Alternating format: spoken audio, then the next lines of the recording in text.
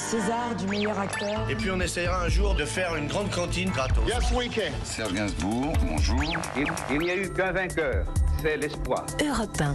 Et à 7h22 sur Europe 1, c'est l'heure du jour où votre plongée quotidienne dans la boîte à souvenirs d'Europe 1. Bonjour Lord d'Autriche. Bonjour Dimitri. On vient d'en parler avec Serge Blanco. Non, les Blacks ne sont pas invincibles. La preuve, 31 octobre 1999, stade de Twickenham, c'est en Angleterre. La France affronte la Nouvelle-Zélande en demi-finale de Coupe du Monde.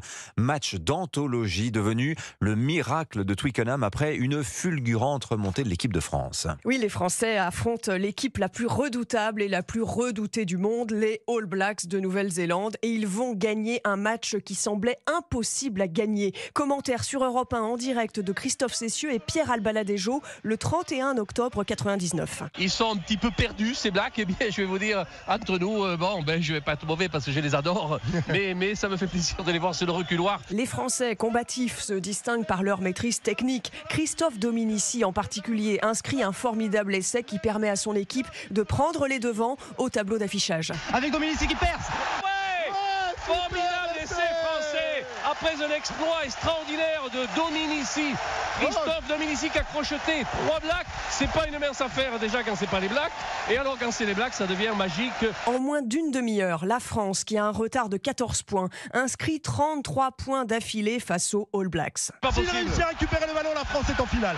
Elle est partie gagner. Essai.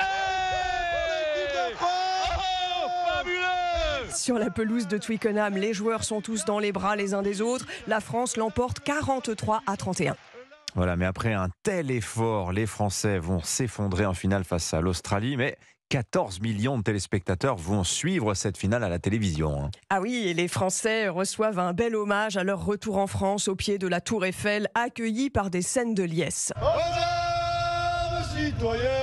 J'avais un grand-père et un père qui m'ont appris à aimer le rugby quand j'étais toute petite, alors que ce n'était pas une habitude pour les filles. Je ne suis pas du Sud-Ouest, mais je trouve ça fabuleux. Je me suis dit, je retrouve vraiment ce que j'avais aimé avec le football, des gens qui se dépassent, qui vont au bout d'eux-mêmes, mais qui le font de manière fair-play. Applaudissez les Bleus! Puis le journaliste d'Europe 1, Franck Berruyer, suit les rugbymen dans leur tournée des bars parisiens. On a toujours dit que quand les 2 premières mi-temps sont bonnes, la 3e, il faut qu'elle soit excellente. Donc on est là pour fêter ça avec les gens qui nous ont supportés. Ce soir-là, joueurs et supporters s'échangent des verres contre des autographes en toute simplicité. Merci beaucoup Lord d'Autriche. Allez, il est l'heure de jouer.